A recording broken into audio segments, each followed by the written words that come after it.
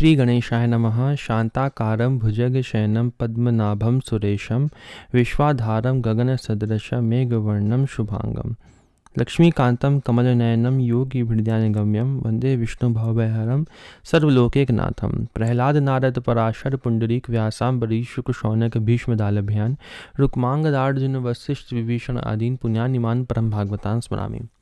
शुरू करते हैं। इस वीडियो में हम लोग श्री रुद्र हृदयोपनिषद पढ़ेंगे। जिसमें क्या है, जिसमें मुख्यतः यह है कि विष्णु भगवान और शिव जी जो है वह एक ही हैं। जैसे मैंने रामचरितमानस में भी पढ़ा है कि हरि और हर में भेद नहीं है। ये बात वैसे स्कंद पुराण में भी दी हुई है। शुरू करते हैं। इसमें इंट्रोडक्शन देख लेना है कि इस उपनिषद में और क्या क्या बातें दी हुई हैं। ये कृष्ण यजुर्वेद से संबद्ध उपनिषद है। इसमें मुख्यतः शिव और विष्णु को अभिन्न बताया गया है। हरि और हर जो है वह एक ही हैं। श्री सुखदेव और वेद व्यास जी के मध्य हुए प्रश्नोत्तर के रूप में उपनिषद का शुभ आरंभ किया गया है। सर्वप्रथम श्री सुखदेव जी ने श्री व्यास जी से प्रश्न किया है कि सभी देवों में सर्वश्रेष्ठ कौन है, जिसका उत्तर रुद्र बताया गया है। तत्पश्चात शिव विष्णु की एकता, आत्मा की त्रिविधता, आत्मा परमात्मा तथा अंतरात्मा, रुद्र की त्रिमूर्तिता, ब्रह्मा विष्णु महेश, रुद्र के कीर्तन से सर्व पाप विमुक्ति, परा अपरा विद्या का स्वरूप, अक्षर परम सत्य ज्ञान से संसार का विनाश, मुमुक्षुजनों के लिए प्रणव उपासना, जीव और ईश्वर का भेद, काल्पनिक तथा अद्वैत ज्ञान से शोक मोह की निवृत्ति का क्रमशः वर्णन किया गया है। इसमें भी अद्वैत जो है वह भी समझाया गया है अंत में।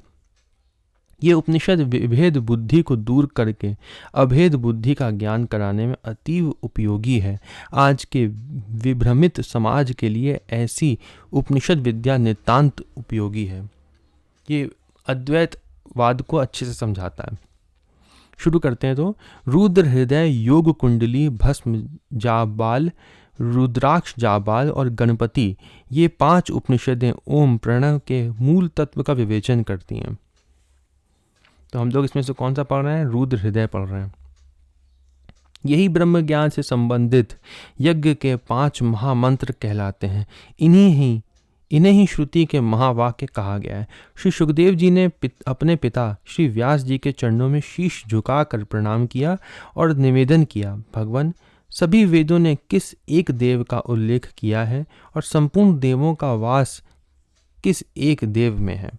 कृपया ये भी बताएं कि किस देव की उपासना से सभी देव मुझ पर प्रसन्न होंगे। उनके इस प्रकार के प्रश्न को सुनकर उनके पिता ने उनसे कहा, हे सुखदेव, भगवान रुद्र में सभी देवता समाहित हैं और सब देवता रुद्र स्वरूप हैं। रुद्र देव के दक्षिण पार्श्व में सूर्य, ब्रह्मा तथा 3 प्रकार की अग्नियां गार्हपत्य, दक्षिणानी और आवनीय विद्यमान हैं। वाम पार्श्व में भगवती उमा, भगवान विष्णु और सोम, ये 3 देव शक्तियां स्थित हैं। जो उमा है वही भगवान विष्णु है और जो भगवान विष्णु है वही चंद्रमा है। गोविंद के प्रति नमन करना, भगवान शंकर को नमन करना कहा जाएगा। तो दोनों एक ही हैं। ये बात हमको अच्छे से इस उपनिषद में समझ में आ गई। रामचरितमानस में भी वैसे बताया गया है और यहाँ पे भी लिखा है कि देखिए, गोविंद को नमन करना और भगवान शंकर को नमन करना कहा जाएगा। जो भक्ति भावना से भगवान विष्णु की पूजा अर्चना करते हैं वे वृषभ ध्वज अर्थात रुद्रदेव की ही अर्चना करते हैं। जो विरूपाक्ष भगवान शंकर से द्वेष भाव रखते हैं वह जनार्दन भगवान के प्रिय पात्र कदापि नहीं हो सकते। ये बात भी बहुत अच्छे से रामचरितमानस में भी बताई गई है। जो रुद्र रूप के ज्ञाता नहीं वह केशव के प्रति भी सर्वथा अनभिज्ञ हैं। जो शिव जी को नहीं जानते हैं वह कृष्ण को भी नहीं जान सकते। रुद्र ही प्राणियों के उत्पत्ति के बीज रूप हैं तथा उस बीज को योनि रूप अर्थात क्षेत्र भगवान विष्णु हैं। जो रुद्रदेव है वह स्वयं ब्रह्मा है, जो ब्रह्मा है वही अग्निदेव है। रुद्रदेव ही ब्रह्मा और विष्णु रूप हैं तथा अग्नि और सोम से युक्त जगत भी रुद्र में ही है। विश्व के समस्त पुल्लिंग प्राणी रुद्र रूप और स्त्रीलिंग समस्त प्राणी भगवती उमा स्वरूप हैं। सभी जड़ और चेतन सृष्टि रुद्र और उमा रूप ही हैं। संपूर्ण व्यक्त संसार उमा रूप और अव्यक्त संसार महेश्वर स्वरूप है। उमा और शिव का मिलन ही विष्णु कहा जाता है। जो विष्णु को भक्ति भाव से नमन करते हैं वह आत्मा, परमात्मा और अंतरात्मा, इन त्रिविध आत्माओं का ज्ञान प्राप्त करके परमात्मा को प्राप्त होते हैं। अंतरात्मा ब्रह्मा, परमात्मा महेश्वर और सभी प्राणियों के सनातन आत्मा भगवान विष्णु हैं। इस त्रिलोक रूप वृक्ष की शाखाएं एवं तने ही पृथ्वी पर फैले हुए हैं। उसके अग्रभाग के रूप में विष्णु, मध्य तना भाग ब्रह्मा तथा मूल भाग महेश्वर हैं। कार्य रूप विष्णु, क्रिया रूप ब्रह्मा और कारण रूप महेश्वर हैं। इस प्रकार भगवान रुद्रदेव ही प्रयोजन के अनुरूप अपनी ही एक ही मूर्ति शक्ति को 3 रूपों में धारण किए हुए हैं। धर्म रुद्र रूप, जगत विष्णु रूप और संपूर्ण ज्ञान ब्रह्मा रूप है। जो ज्ञानी श्री रुद्र रुद्र रुद्र इस प्रकार से रुद्र के नाम का स्मरण करता है, इससे वह सभी देवों के नाम जप का फल प्राप्त करके सभी पाप कर्मों से निवृत्त हो जाता है। रुद्र रूप पुरुष और उमा रूप नारी, इस प्रकार दोनों रूपों में भगवान रुद्र और भगवती उमा को नमन है। रुद्र ब्रह्मा और उमा वाणी है। इन दोनों रूपों में रुद्र और उमा को नमस्कार है। रुद्र विष्णु और उमा लक्ष्मी रूप है, दोनों को नमस्कार है। रुद्र रूप सूर्य और उमा रूप छाया को नमस्कार है। रुद्र सोम चंद्र है तथा उमा तारागण है, दोनों को नमस्कार है। रुद्र दिन है, उमा रात्रि है, इन रूपों में उन्हें नमस्कार है। रुद्र रूप यज्ञ और उमा रूपी वेदी को नमस्कार है। रुद्र रूप अग्नि और उमा रूप स्वाहा को नमस्कार है। रुद्र वेद रूप और उमा शास्त्र रूप में है, उन्हें प्रणाम है। वृक्ष और लता रूप शंकर उमा को नमस्कार है। गंध और पुष्प रूप शंकर उमा को नमस्कार है। अर्थ और अक्षर रूप शंकर उमा को नमन है। लिंग और पीठ रूप शंकर उमा को नमन है। इस प्रकार सभी देवों के रूप में रुद्र को अलग अलग प्रणाम करें। इन्हीं मंत्र पदों द्वारा मैं भी श्री शिव पार्वती को नमस्कार करता हूँ। मनुष्य जहाँ कहीं भी रहे वहीं इस अर्धाली युक्त मंत्र का जप करता रहे। ब्रह्म हत्या करने वाला भी यदि जल में प्रवेश करके इस मंत्र का जप करता है तो वह भी सभी पापों से मुक्त हो जाता है। हे शुक, सबके आश्रय स्थान, द्वंद्व आतीत सच्चिदानंद स्वरूप मन और वाणी से अगोचर जो सनातन परम ब्रह्म है, उसे भली प्रकार जान लेने पर यह संपूर्ण विदित हो जाता है। क्योंकि उस ब्रह्म से पृथक कुछ भी नहीं है, ये सभी उसी का स्वरूप है। ये हम कई बार पढ़ भी चुके हैं। जो भगवान को जान लेता है वह सब कुछ जान लेता है। 2 विद्याएं साधक के लिए जानने योग्य हैं, वह हैं परा और अपरा। ऋक, यजुष, साम, अथर्व, शिक्षा, कल्प, व्याकरण, निरुक्त, छंद और ज्योतिष, ये सब अपरा विद्या के अंतर्गत हैं। हे मुनीश्वर, इस विद्या में आत्म विषय के अतिरिक्त अन्य सभी प्रकार का बौद्धिक ज्ञान सन्निहित है। जिससे आत्मज्ञान की प्राप्ति होती है उसे परा विद्या कहते हैं। तो ये सब जितना भी है ज्योतिष और व्याकरण, कल्प, ये सब जो है माया का ज्ञान है। ठीक है, इसमें और ये जो वेद हैं इसमें उपनिषदों को हटा दे तो ठीक है, तो उसमें कौन सा ज्ञान है? माया वाला ज्ञान है। इसको क्या कहेंगे? अपरा ज्ञान कहेंगे, अपरा विद्या कहेंगे। और जिसमें भगवत प्राप्ति से संबंधी ज्ञान होगा उसको क्या बोलेंगे? उसको परा विद्या बोलेंगे। वही उपनिषदों में होता है। वह आत्म तत्व परम अविनाशी है। वह ना तो दिखाई देता है और ना ग्रहण किया जाता है। वह नाम, रूप और गोत्र आदि से रहित है। वह नेत्र, श्रोत्र और हाथ पैर के अस्तित्व से रहित है। वह सर्वव्यापी है। भगवान के बारे में, हम ब्रह्म ज्ञान के बारे में बता रहे हैं कि वह ना तो दिखाई देता है भगवान, वह ना ग्रहण किया जाता है। वह नाम, रूप और गोत्र आदि से रहित है। वह नेत्र, श्रोत्र, हाथ पैर के अस्तित्व से रहित है। वह सर्वव्यापी है, हर जगह, नित्य, सर्वगत, सूक्ष्म, अति सूक्ष्म और अविकारी है। वह सब प्राणियों का उत्पत्ति स्थान है। धीर पुरुष उस परम आत्म तत्व को अपने ही आत्मा में देखते हैं। सर्वज्ञाता, भूत भविष्यत वर्तमान का ज्ञान रखने वाला, सभी विद्याओं का आश्रय स्थल वह ब्रह्म ही है।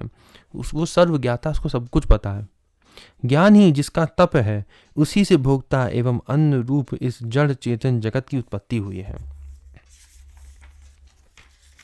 अब यहाँ से जो है वह अद्वैत वाला जो है वो आएगा। ब्रह्म जी माया का कई समझाने के कई तरीके होते हैं। जैसे अद्वैत होता है, द्वैताद्वैत होता है और विशिष्टाद्वैत होता है और द्वैत होता है। ये सब जो है वह मैंने पहले भी डिस्कस करे हुए हैं भक्तमाल में, वहाँ से भी देख सकते हैं।